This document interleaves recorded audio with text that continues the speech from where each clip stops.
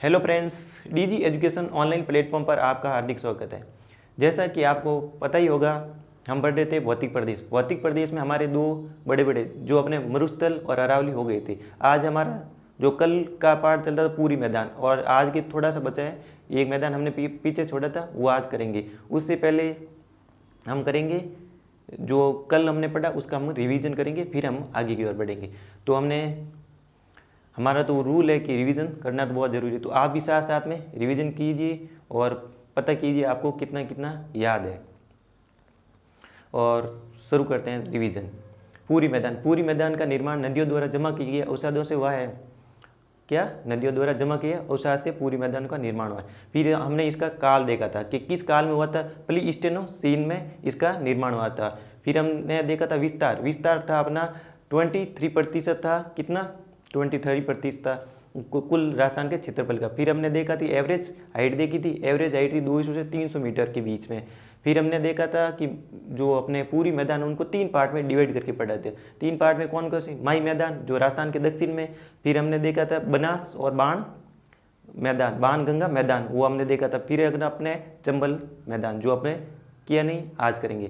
तो देखते हैं माई मैदान जो राजस्थान के दक्षिण में है, जो मुख्यतः बांसवाड़ा डूंगरपुर प्रताप के वाले क्षेत्र है, ये हमने देखी थी। फिर यहाँ पे प्रमुख फसलें देखी थी, मक्का हो गया, चावल हो गया, गन्ना हो गया, ये देखी थी। यहाँ पे जो हमने फिर 56 का मैदान भी देखा था। बांसवाड़ा प्रतापगढ़ भी यहीं पे जो 56 मैदान में आते हैं। फिर हमने बनास और बाणगंगा आपने देखो। बनास है जो बनास नदी, बनास को भी हमने 2 पार्ट में डिवाइड करके पढ़ा था। जो एक तो मेवाड़ मैदान जो बनास का दक्षिण भाग था, आरबीसी करके हमने पढ़ा था। राजमंद, चित्तौड़गढ़, भीलवाड़ा ये क्षेत्र आते हैं किसमें? मेवाड़ मैदान में, बनास का दक्षिण भाग। फिर बनास का उत्तरी भाग जो आता है अपना मालपुरा करौली मैदान आता है। उसमें हमने देखे थे कि एटीएम से याद किया, अजमेर, टोंक एंड सवाई माधोपुर से याद किया था। और आज हम आएंगे चंबल के मैदान की ओर। तो उससे पहले अच्छा किसी का रह गया हो कि मेरे को कुछ लिखना है, तो आप वापस लिख सकते हो, एक बार देख लो।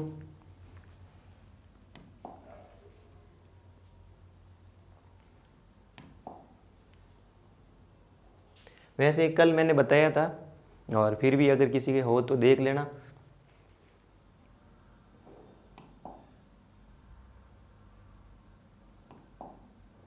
ये कल अच्छे से, अगर किसी ने डायरेक्ट यहाँ पे आए हो तो पहले कल का वीडियो देखो, अच्छे से आपको ये समझ में आ जाएगी क्यों मैंने कल समझाई है। ये वापस मैंने ऐसे ही लगी कि किसी को कुछ माइनर मिस्टेक हो तो आप सही कर सकते हो, और कोई पीछे रह गया हो तो। माई मैदान, बनास बाणगंगा मैदान 2 पार्ट में डिवाइड, मेवाड़ एंड मालपुरा करौली मैदान। ये मेवाड़ मैदान, मालपुरा करौली मैदान, विस्तार, और फिर बाणगंगा मैदान। बाणगंगा है अपने जयपुर, दौसा जो भरतपुर के बीच में।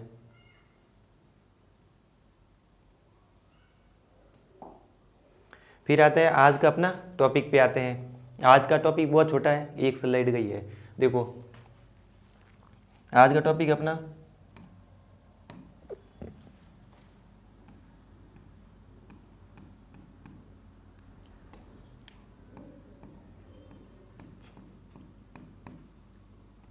चंबल का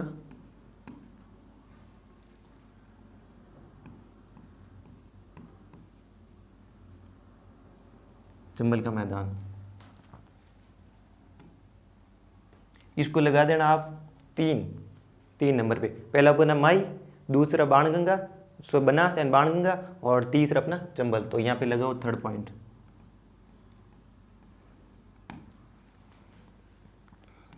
देखो इसे और नाम से भी जाना जाता है, बाद में इसका देखेंगे विस्तार। देखो इसको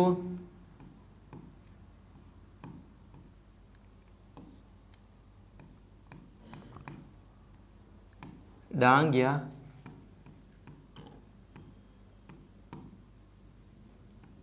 बियर्ड भी आप समझो कहा जाता है।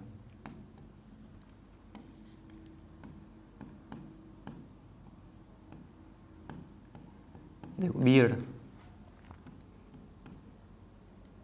इसका निर्माण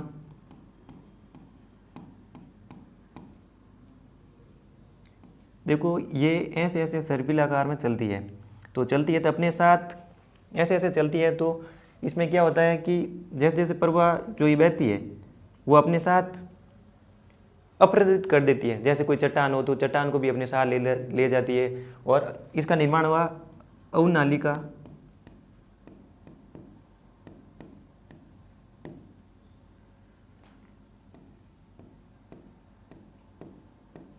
अवनालिका अपरदन से। यहाँ पे फिर अगर यदि कठोर पार्ट हो, अगर कोई चट्टान है वो तो कठोर है, तो वो तो अपरिदित हुई नहीं। जो सॉफ्ट है, जो अपने पानी के बहाव के साथ चली गई, तो जो मान लो ये सॉफ्ट है, ये कठोर पार्ट है, ये कठोर पार्ट है, और ये सॉफ्ट था जो घिस के चला गया साथ में पानी के साथ में, तो ऐसे ऐसे स्थलीय आकृति निर्माण हुई, कहीं उबड़ खाबड़ हो, जो जिसे हम बोलते हैं उत्खाद। जिसमें स्थलीय आकृति बनती है उसका नाम देते हैं हम उत्खाद।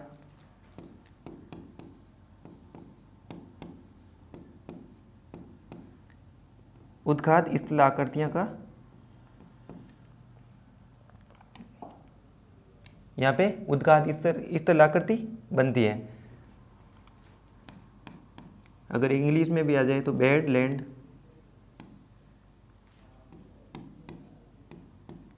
टोपोग्राफी कहते हैं।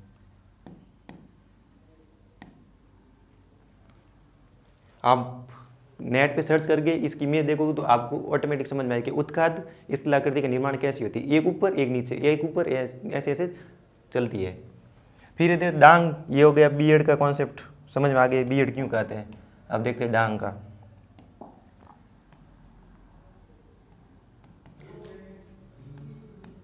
ये डाकुओं की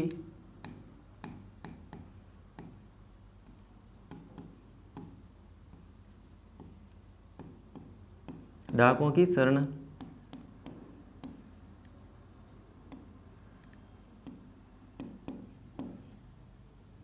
डाकुओं की शरण स्थली भी कहा जाता है।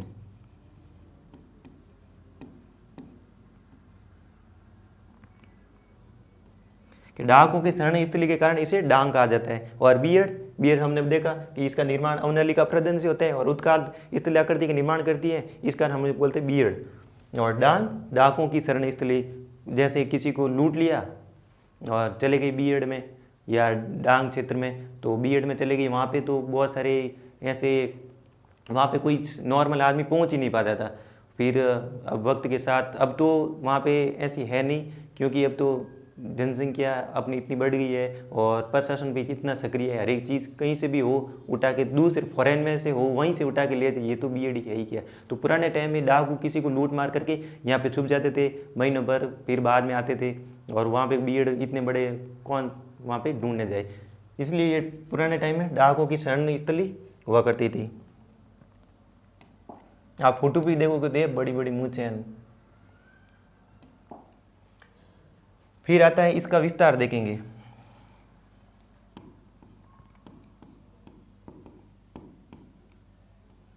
इसका एक्सटेंशन है, देखो चित्तौड़ से प्रवेश करती है चंबल नदी, तो हो गया चित्तौड़, चित्तौड़गढ़, कोटा, बूंदी,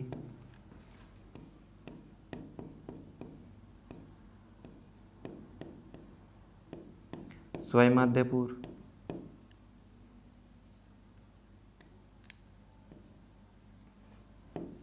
फिर आता है करौली और धौलपुर।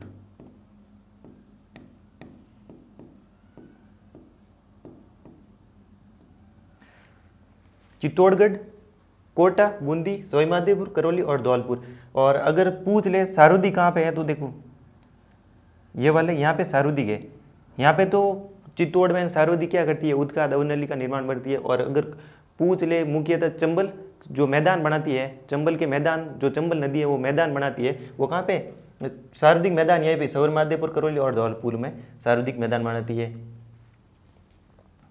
तो अपने मुख्यतः हो गए। अगर सार्वधिक बीएड का पूछ ले कि सार्वधिक बीएड कहाँ पे है,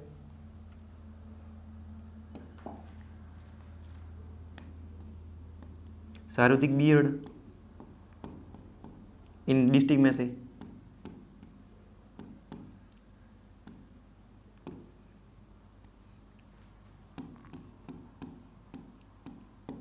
तो सार्वधिक बीएड धौलपुर में है।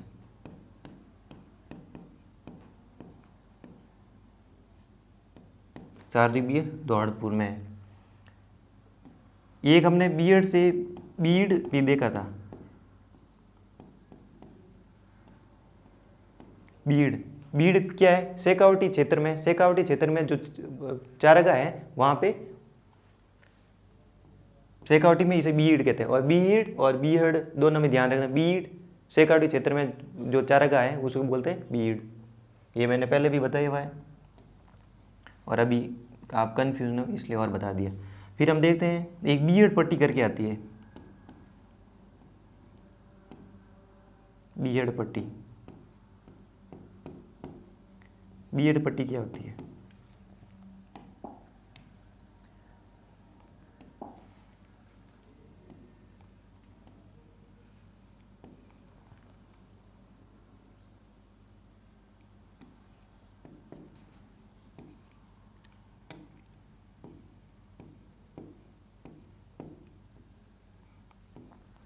जो यहाँ से ये चंबल नदी बहती है, चंबल नदी बहती है यहाँ से चित्तौड़ में से एंट्री करती है, फिर कोटा बूंदी, फिर अपना आता है सवाई माधोपुर, करौली और धौलपुर। धौलपुर से होती है यहाँ यमुना में, यमुना नदी में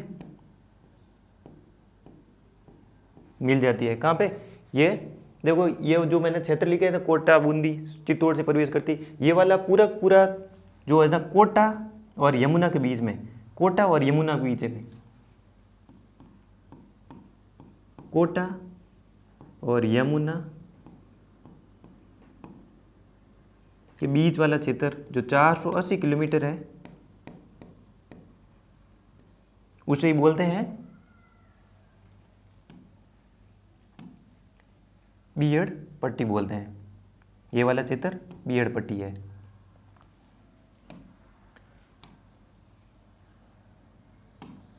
तो बीएड पट्टी में कोटा और यमुना के बीच वाला क्षेत्र है 480 किलोमीटर, वही कोटा बीएड पट्टी है। और सार्वधिक बीएड धौलपुर। फिर अगर इसमें मिट्टी की बात करते हैं, इसमें मृदा पाई जाती है। देखो कोटा मैन हमें पता है, कोटा मैन जो वहाँ पे हाड़ौती पठार का 62 लवा से हुआ है, पठार जो हाड़ौती पठार 62 लवा, वहाँ पे काली मृदा पाई जाती है। तो काली, फिर हम आगे बढ़ते हैं, जैसे सवाई माधोपुर धौलपुर करौली साइड बढ़ते हैं, वहाँ पे काली तो होगी अपनी कोटा वाले क्षेत्र में, यहाँ पे होगी क्योंकि यहाँ पे हाड़ौती पठार है, हाड़ौती पठार में 62 लवास हुए जो काली मृदा है, काली मृदा। फिर आगे बढ़ते हैं, जैसे जैसे आगे बढ़ते हैं तो वहाँ पे जलोढ़ मृदा,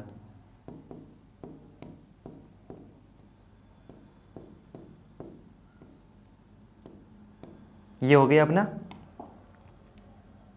चंबल नदी के बारे में। देखो वापस बताता हूँ, इतनी थी और अपना ये पूरी मैदान पूरा हो गया। देखो चंबल का मैदान, डांग ये बीएड भी कहा जाता है, डांग डाकों की शरण स्थली, और इस बीएड इसका निर्माण अवनेलिका प्रदन से उत्काद स्थली का आकृति बनती है, जिसको बोलते हैं बेटलैंड टोपोग्राफी। फिर विस्तार, इसका विस्तार चित्तौड़, कोटा, बूंदी, सवाई माधोपुर और करौली धौलपुर। और मेनली हम देखते हैं तो यहाँ पे सवाई माधोपुर, करौली और धौलपुर में है मेनली, बाकी यहाँ पे तो क्या वो उत्काद बनती है, अप्रदन करती हुई चलती है। तो सार्वधिक बीएड धौलपुर में बीएड पट्टी कोटा और यमुना के बीच में 480 किलोमीटर की जो पट्टी है उसे कोटा ये बीएड पट्टी कहते हैं। फिर इसकी मृदा जो काली और जलोढ़ मृदा दोनों प्रकार की पाई जाती है। ये अपना इतना, ये चंबल मैदान इतना तो आपको याद हो ही जाएगा, ऐसी मैं अपेक्षा करता हूँ आपसे। और ये रहा आपके सामने आपके लिए, ये आप लिख लेना। और कुछ फैक्टर मैंने और भी डाले हैं, जैसे बीएड पट्टी, वो चीज़ आप खुद लिख लेना। और कुछ फैक्ट जैसे बीड शेखावटी क्षेत्र में चारागाह, वो पीछे लिखा हुआ है, वो नहीं लिखो तो चलेगा। तो चंबल मैदान, इस मैदान को डांग ये बीएड कहा जाता है। इसका निर्माण अवनेलिका प्रदन से हुआ है और विस्तार कोटा, बूंदी, करौली, सवाई माधोपुर। काली जलोढ़ मृदा। और पूरी मैदान में जनसंख्या घनत्व अधिक पाया जाता है क्योंकि इस पूरी मैदान अधिक उपजाऊ होता है, अधिक उपजाऊ होता है। आराम से आप लिख लो, अपना हो गया पूरी मैदान कंप्लीट। फिर हम एक चीज़ देखेंगे, इसी के साथ साथ मैदान ही चल रहे हैं तो यहाँ पे आप खुद टॉपिक लगाना, वो पीछे लिखा हुआ नहीं है, आपको लिख देना।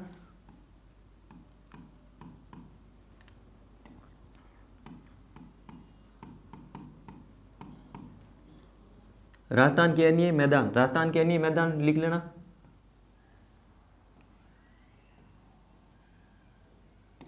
एक मैप बनाना बड़ा सा,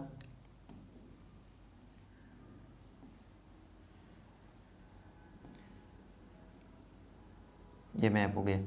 हमें पता है ये उत्तर दिशा, ये दक्षिण, ये पश्चिम और ये पूर्व। यहाँ से घग्गर नदी बहती है, कौन सी? घग्गर नदी बहती है, तो घग्गर मैदान तो हो गया घग्गर मैदान।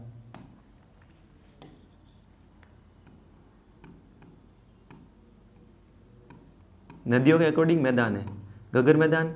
यहाँ पे लूनी नदी बहती है तो ये हो गया लूनी मैदान। और यहाँ पे अपने माही मैदान,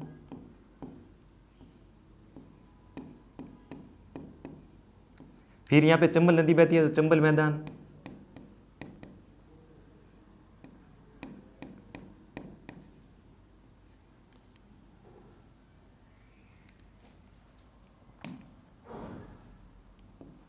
ये माही नदी, ये लूनी नदी और ये चंबल मैदान। और फिर हम देखते हैं यहाँ पे, तो यहाँ से अपनी एक नदी चलती है, यमुना रिवर।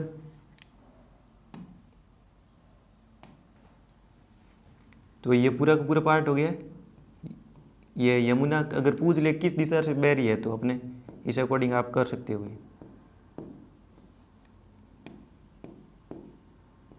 फिर हम इस साइड आते हैं तो यहाँ पे सिंध,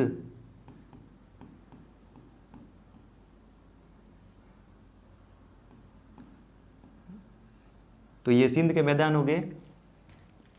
और टॉपिक क्या लगाना है?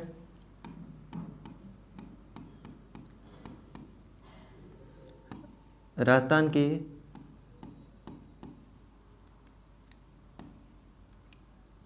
अन्य प्रमुख मैदान। ये टॉपिक पूरी मैदान अपने पूरे हो गए। और अब देखो ये एक और टॉपिक है, राजस्थान के अन्य प्रमुख मैदान है। देखो उत्तर में अपने घग्गर मैदान है, घग्गर नदी बहती है वो घग्गर मैदान, लूनी नदी वाला लूनी मैदान और माही नदी बहती है वहाँ पे माही मैदान कहा जाता है। और चंबल मैदान जहाँ चंबल नदी बहती है। अगर ये दिशा के अकॉर्डिंग पूछ ले के राजस्थान के उत्तर दिशा में कौन सा मैदान है तो आप पता कर सकते हैं कौन सा है, घग्गर मैदान। अगर पूछ ले दक्षिण में तो माही मैदान। ऐसे कैसे आप मैप बना लो अपने नोटबुक में। और ये पीपीटी इसकी अवेलेबल नहीं है तो आप बना लो वैसे।